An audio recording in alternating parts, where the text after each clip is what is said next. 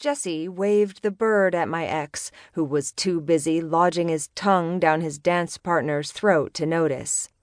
I still can't believe Chase was that drunk.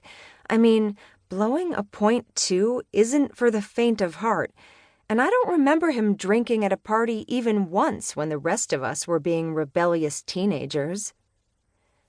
I rolled my eyes at my friend, who had this concerned expression, as though Chase was the victim. There was also the bit about him plowing his truck into a parked car and getting arrested. Fame and money really ruin people. Jessie clucked her tongue.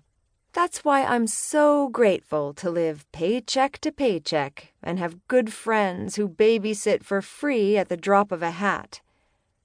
Jessie nudged me. Thank you again for last night. Johnny and I had a really nice night.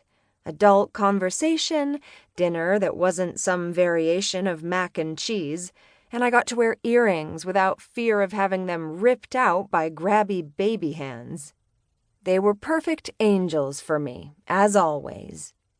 I smiled at her. And you're welcome. Anytime. How are you? Before I could even attempt to give the bullshit answer, Jessie added, For real. I'm okay. Learning to accept I might be happier alone than the alternative. My eyes had wandered to a certain couple moving in such a way that made clothes seem pointless. You haven't met the right one. Because the right one isn't out there. I wound my arm around hers, hoping that would be the end of the conversation. My friends cared, and that's why they felt the need to dissect my every relationship gone wrong. But the last thing I wanted to do was detail my failures in the romance department, especially with 3 friends who were happily married and starting their own families. Of course he's out there. You can't give up hope. I lifted my glass. In my 14 years of dating, I've been cheated on, lied to, broken up with over a social media messenger, heartbroken, ditched for an 8-figure record deal, and proposed to by 7 African princes. My gaze dropped to my bare left ring finger.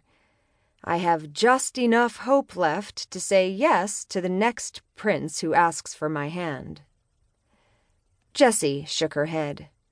He's out there, and when you agree to marry him, it better be me you call to be your maid of honor. Deal. I clinked my nearly empty glass to hers, which was already empty. What you drinking? My treat for the relationship counseling. A screwdriver. She handed me her glass. Hold the alcohol. Wait, what? It took me 2 seconds of confusion before my eyes dropped to her stomach. Number 3? Jessie's hand lowered to her stomach. All 4.5 months of him or her. My face lit up before I threw myself at her, winding my arms around her as much as I could with 2 glasses in my hands. Congratulations! I'm so happy for you guys. Thanks, friend. I don't know what I'm going to do with 3 in diapers, but I guess I'll figure it out. Are you kidding? You'll more than figure it out. You are like the best mom ever. I planted a kiss on her cheek before backing toward the bar. I'm going to get some drinks to celebrate. Virgin screwdrivers coming right up. Jessie flashed a rock and roll symbol, biting her tongue. I chuckled before turning around so I didn't run into someone or something. With the 3 glasses of champagne I had in my all of 5'4" frame, it was an Easter miracle I was still upright. I'd just made it to the bar when a chorus of cheers reverberated through the room. Jason Gallagher had probably stripped to his skivvies and was doing the moonwalk like he used to do every last day of school from the time we hit middle school. But then I heard a familiar...